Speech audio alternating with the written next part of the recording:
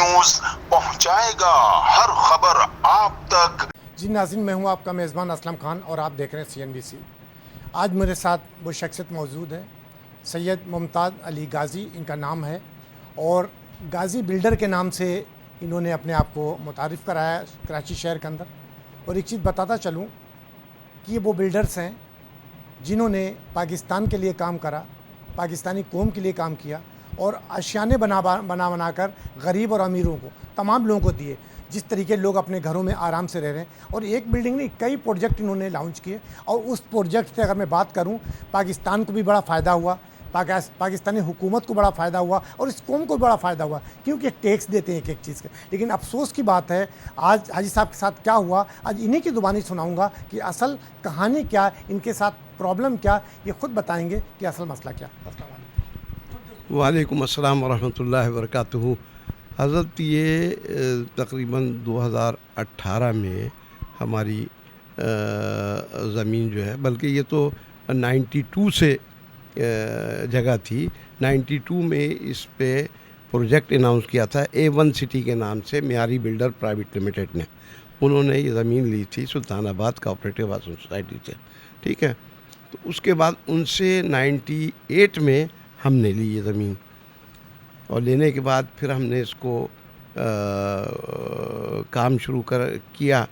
तो 2000 में एक ऑर्डिनेंस आया जिसके तहत ये तमाम ज़मीन फ्रीज एंड कैंसिल कर दी गई, ठीक है। तो फिर हम जो जस्टिस अब्दुल रहमान कमेटी थी, जो कमेटी बनाई गई थी कि इस ऑर्डिनेंस से जो मुतासिर हुए हैं वो लोग आएँ और गवर्नमेंट को जो लॉस हुआ है, कम कीमत पर ये ज़मीन दी गई थी, उस लॉस को पूरा कर दें तो हम उनको दे देंगे। तो हम इसमें अप्लाई किया, तो हमें उन्होंने ऑफ़र लेटर किया कि भाई ये आप डिफरेंशियल अमाउंट है ये पे करें। तो हमने 2011 में वो अमाउंट पे किया, और करने के बाद फिर बोर्ड ऑफ रेवेन्यू ने हमें एक लेटर दे दिया कि जी आप ने चारों इंस्टॉलमेंट भर दी हैं, समझे। अब ये आपके नाम वो की जाती है, आप इसको जाके DC साहब से अपने नाम पे चढ़वा लें खाते में। तो वो उस वक्त से हम ये कोशिश कर रहे थे कि ये खाते में हमारे नाम पे चढ़ जाए, मगर वो हमारे नाम पे खाते में नहीं चढ़ सकी। तो और सिलसिला ये चलता रहा। इन द मीन टाइम 2018 में कुछ लोग आए और उन्होंने उस पर जाली पेपर पे को मुकदमा कायम किया, जो 2018 में हाई कोर्ट में केस चल रहा था। उसमें ये प्रूफ हो गया कि उनके पेपर नकली हैं, जाली हैं, फेक हैं। वो होने के बावजूद वो केस आज तक डिसाइड नहीं हुआ। उस पे स्टे ऑलरेडी मौजूद है पूरे उस पे, और स्टे मौजूद होने के बावजूद अभी ये 2023 में जनाब अली बकरीद की चांद रात को एक पार्टी आई, उसने जनाब अली 10:30 बजे रात में FIR कटाई मेरे और मेरे छोटे भाई के नाम, ठीक है। FIR कटवाने के बाद 10 बजे FIR कटी है ये रात में मंगोपीर थाने में, और 10:30 बजे उन्होंने आके हमारे दफ्तर पे धावा बोला है, उसको बिल्डोज किया है, मिसमार किया है। हमारे जो गार्ड वार्ड थे उनको सबको मार पीट के पकड़ के ले गए, और ये सिलसिला चलता रहा। 3 बजे रात तक उस दिन मैं IG, DIG, SSP सबसे इन कांटेक्ट रहा, SHO साहब से भी, DSP साहब से भी। सब मुझे दिलासा देते रहे हम कार्रवाई कर रहे हैं, और मगर वो हमें दिलासा ही मिला।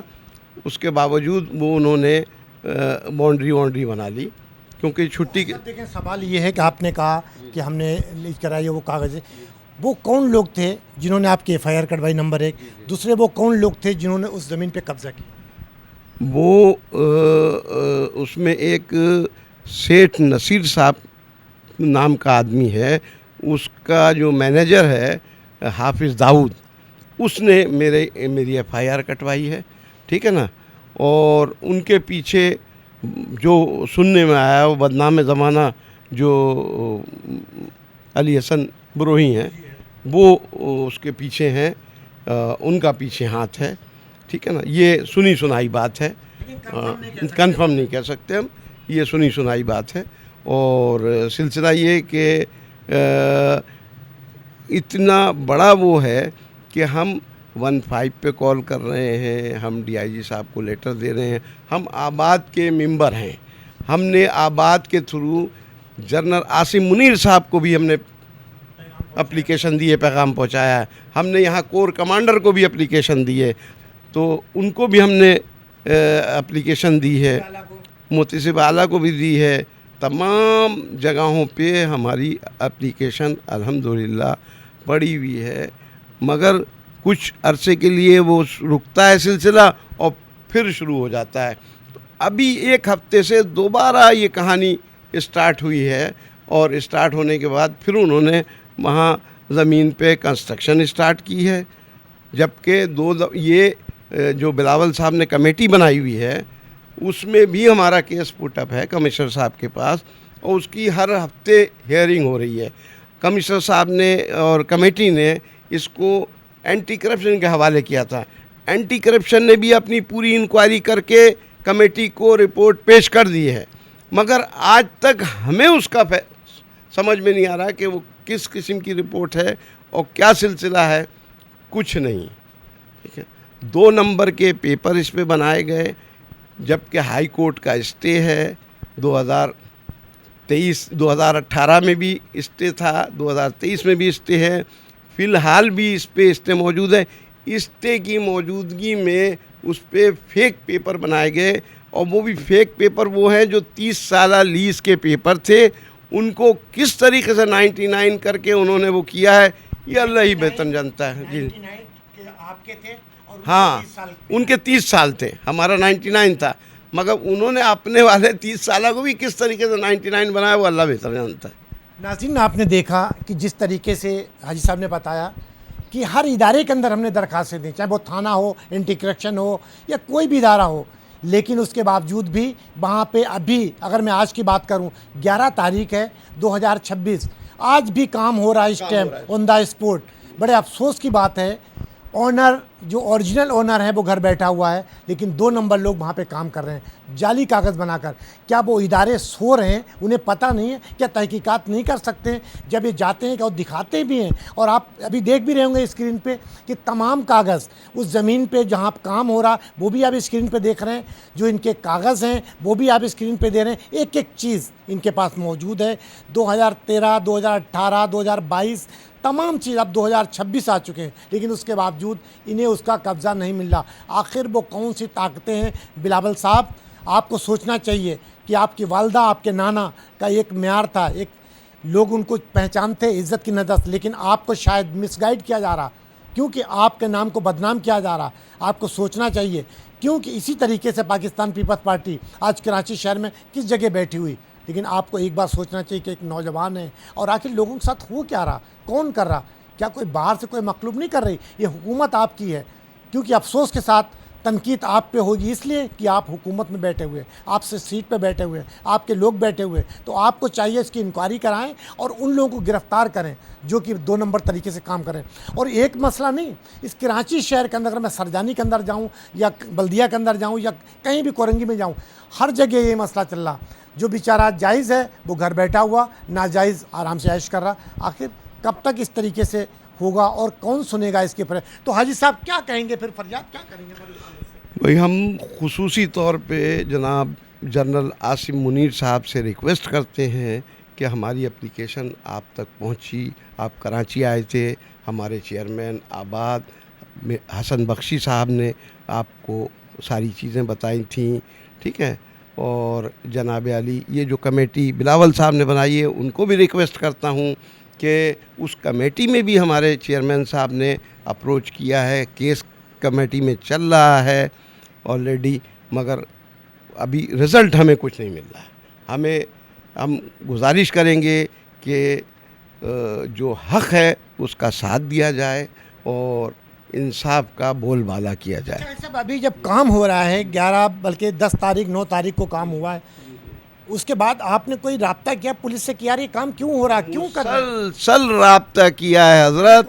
मेरे वकील साहब ने बाकायदा आईजी साहब को, डीआईजी साहब को, एसएसपी साहब को, एसएचओ साहब को, सबको नोटिस किया है। Iqbal Rumi advocate high court उन्होंने किया है। मैं पर्सनली जाके डीआईजी साहब से मिला हूँ, मैंने सारी उनको बताई है, मैंने एसएचओ साहब को सारी चीज़ बताई है, बल्कि कहानी सारे कागज़ वहाँ एक दफ़ा नहीं दसियों दफ़ा हमने कागज़ उनको दिए हैं और अभी भी सब नोटिस वगैरह उनको गए हैं। मगर वहाँ तो कैफियत ये है कि वो बाज़ दफ़ा तो हमारी एप्लीकेशन लेने से भी इनकार कर देते हैं। तो इसके मकसद है कि थाना भी इन्वॉल्व है, पूरी तरीके से इन्वॉल्व है, पूरी तरीके से इन्वॉल्व है थाना पूरी तरीके से। जायज़ लेके कागज बैठे हैं, वो कोई सुन ही नहीं रहा, कोई नहीं सुन रहा, कोई नहीं सुन रहा, ना सुन रहा है। बल्कि कोर्ट के स्टे ऑर्डर का कहते हैं कि जी आप दोबारा से स्टे लेके आइए। अरे भाई, हाई कोर्ट ने स्टे दिया है तो हाई कोर्ट आके थोड़ी इम्प्लीमेंट कराएगी। हाई कोर्ट ने उनको बाउंड किया है, जो उसमें एसएचओ हैं, डीएसपी हैं, आईजी हैं, ये उस पर इम्प्लीमेंट कराएंगे, मगर वो करने को तैयार ही नहीं है। तो कहते हैं हमारा काम नहीं है। आज हफ्ते का दिन है, क्या आप एसएचओ की भी पार्टी बनाएंगे थाने? क्योंकि थाना और बनाई भी हमने थाना लगता कौन से, ये भी जरा ये थाना पीएस मंगोपीर है, मंगोपीर थाना है, वो लगता है। और हमने पार्टी बनाया हुआ है इसमें। हमने एक जो है वो मंडे को हमारा केस लगा हुआ भी है इंशाल्लाह। तो उम्मीद है कि अल्लाह की ज़ात से उसमें। मैंने देखा उम्मत अखबार में भी आपकी खबर जी, आज उम्मत में भी लगी है खबर, इससे पहले भी उम्मत में लगी है। सबसे बड़ी बात यह है हज़रत कि वो जो एफआईआर उन्होंने कटाई थी वो सी क्लास हो गई। जब अगर वो सच्ची होती तो क्यों सी क्लास होती? अच्छा, एफआईआर किस हवाले से कटवाई, क्या उसमें दफा लगा? उन्होंने ये लगा था कि जी ये हमारी ज़मीन है और ये मुमताज़ गाज़ी साहब और जुनैद गाज़ी साहब जो हैं ये हमें अपनी ज़मीन पे नहीं आने देते और मार के भगा देते हैं। इसके माने वो तो ये एक्सेप्ट कर रहे हैं ना कि कब्ज़ा हमारे पास था, ठीक है ना। उसके बाद ही उसी रात को उन्होंने, जिस दिन ये एफआईआर कटवाई है, उसी रात को उन्होंने by force anti encroachment cell की पुलिस और थाने की पुलिस ये सब मिल के आए हैं। इन्होंने हमारे गार्ड्स को और उनको उनके हाथ छीने हैं, उनको निहत्ता करके उनको गाड़ी में बैठाया और बिल्डोज़र ला के हमारा ऑफिस बिल्डोज कर दिया है। नाज़रीन, बड़े अफसोस की बात है और इस पाकिस्तान में रहते हुए और ऐसे लोगों के साथ जो कि एक एक चीज़ का टैक्स देते हैं, जिससे तमाम, चाहे वो थाना हो, पुलिस हो या कोई भी इदारे सरकारी हो, जिनसे आपके घर का चूल्हा जलता है, लेकिन उसके बावजूद भी इनके साथ क्या हो रहा ये इन्हीं की ज़ुबानी आपने सुनी। और मैं बताऊं कि मेरे वालिद सैयद हसन इमाम गाज़ी साहब, जिनका अभी 1 साल पहले इंतकाल हुआ है, वो फाउंडर में से हैं। वो ये जो सरदार अब्दुल रब नश्तर थे उनके गार्ड्स में थे। वो 1947 में पाकिस्तान बनने से पहले पाकिस्तान आ गए थे। हाँ, अल्हम्दुलिल्लाह। और हम लोग वो हैं जो हमने बिल्ड किया है पाकिस्तान को, और हमारा असर ये हो रहा है। अच्छा, उनके नंबर वगैरह आपके होंगे जो मैं उनसे रब्ता करके देखूं कि हकीकत क्या है? ऐसा हो सकता है? किनके नंबर? जो लोग वहाँ कब्जा करके बैठे। हाँ बिल्कुल, उनके नंबर मैं दूंगा बिल्कुल। रहमान एजाज साहब हैं और आप देख सकते हैं कि मैं कॉल भी कर रहा हूँ। अगर वो उठा लेते हैं तो उनका मौका भी मैं चलाऊंगा, और नंबर भी स्क्रीन पे देख रहे होंगे कि ये नंबर है उनका, अरमान एजाज साहब। एजाज साहब, मैं असलम खान बात कर रहा हूँ, CNBC सिटी न्यूज़ से कराची। अच्छा, ये जो ज़मीन है आपकी वहाँ पे साइमा के सामने, इसका क्या मसला थोड़ा सा बताएंगे? कि गाजी साहब मेरे साथ बैठे हुए हैं और लाइन पे हैं आप कैमरे पे, तो प्लीज़ मुझे बताएं अपना मौक़िफ़ भी, क्योंकि सहाफ़ी का काम है दोनों तरफ का मौक़िफ़ चलाना, तो मैं इसलिए आपसे रब्ता कर। सर, अभी आप कैमरे पे ऊपर हैं, ऑनलाइन है। मैं आपको नंबर दे रहा हूँ ना, आप नंबर पे बात कीजिए, मेरे से बात नहीं करें। अच्छा, आप नहीं बात कर सकते हैं? जी बिल्डर से बात कीजिए। जी नाज़रीन, अभी इनसे मैंने बात की तो वो कह रहे हैं मैं बिल्डर से अभी फ़ोन कराता हूँ, बिल्डर। तो मैं फिर थोड़ा सा वेट करूँगा उनका और मैं एक पूरी गुफ्तगू सुनाऊँगा। जी, मुझे लाइन पे लें इसी नंबर पे सर। नाज़रीन, नसीर अहमद साहब हैं और हाजी साहब के इल्ज़ाम है कि इन्होंने कब्ज़ा किया और हमारे FIR भी कटवाई। मैं नंबर मिला रहा हूँ, स्क्रीन पर आप देख रहे होंगे। लेकिन अगर वो बात करते हैं तो मैं उनका भी मौक़िफ़ चलाऊँगा कि हकीकत क्या है इसमें, तो अगर उठा लेते हैं वो। नाज़रीन, ये नंबर भी बंद है, और जिनका हाजी साहब ने कहा जिन्होंने FIR कटवाई थी इनकी नाजायज़, वो भी नंबर बंद है। अब मैं कोशिश करूँगा दूसरा नंबर भी मुझे मिले, उससे भी मैं बात कर दूँ। The number Mohammad you Dawood, dialed ये is मैनेजर है not नसीर साहब answering. Please try later. आपके मिलाए हुए नंबर से जवाब मौसूल नहीं हो रहा। नाज़रीन 3 नंबर मैंने मिलाए हैं उनके मैनेजर का, उनके चौकीदार से बात हुई, उन्होंने बोला मैं मालिक को देता हूँ। अब मालिक नंबर नहीं मिला रहा क्योंकि मुझे जवाब दिया कि मैं भी बिल्डर से बात कराता हूँ, लेकिन मुझे 5 मिनट हो चुके हैं कैमरे पे बैठे हुए, अभी तक कोई राब्ता नहीं हुआ। लिहाजा मैं एक तरफ का मौक़िफ़ चलाऊँगा। कल को ये मत कहना कि यार वन मैन शो चलाया, क्योंकि मैंने लाइन पे लेने की कोशिश की, आपका मौक़िफ़ लेने की कोशिश की, लेकिन आपने मुझसे राब्ता नहीं किया। और मेरा CNBC का प्लेटफार्म आपके लिए खुला है, अगर आप आना चाहें तो आ सकते हैं। हम आपके भी एक एक अल्फाज चलाएँगे, अगर इसमें कोई हकीकत है तो उसका फ़ैसला कोर्ट करेगी। देखिए हाजी साहब, मैंने नंबर मिलाने की कोशिश की, उन्होंने नहीं उठाया। अब आप क्या कहेंगे, आखिरी मुतालबे क्या होंगे हुकूमत से, आर्मी चीफ से, वज़ीर सिंध से, क्योंकि हुकूमत पाकिस्तान पीपल्स पार्टी की है और आप तमाम जगहों पे दे चुके हैं। उसके बाद हज़रत, मेरी सबसे बड़ी गुजारिश होगी बिलावल साहब से, जिन्होंने ये कमेटी फॉर्म की थी कि भाई जनरल साहब से आप क्यों शिकायत कर रहे हैं, आप हमसे बात करें। तो हमने उसमें वो सारी डिटेल है और वो हमारी बाकायदा चल रहा है सिलसिला। उसमें जो एंटी करप्शन ने रिपोर्ट भी पेश कर दी है, रिपोर्ट में सारी चीज़ें सामने आ गई हैं कि कौन 2 नंबर है और कौन 1 नंबर है। तो हम तो कहते हैं भाई अल्लाह ताला अपने अज़ाब से महफूज रखे। अगर हमारा हक़ है तो हमें मिला दिया जाए, हमारा हक़ नहीं है तो हम नहीं मांगते, हमें नहीं चाहिए। हमें जो कोर्ट रे फैसला करती है, जो कोर्ट फैसला करती है, हम उसको अमन ऐन मानने के लिए तैयार हैं। अच्छा ऐसा, अभी जब काम हो रहा है इस टाइम, तो आप वहाँ पे जाके 15 पे कॉल क्यों नहीं करते ताकि एक और रिकॉर्ड? 15 भी कॉल की है हज़रत, 15 का मेरे पास वो भी है। परसों मैंने 15 पे कॉल किए, वो मोबाइल आई है, आने के बाद उनमें से 2 आदमियों को उठाया, थोड़ी दूर ले गए, फिर ले जाके छोड़ दिया है।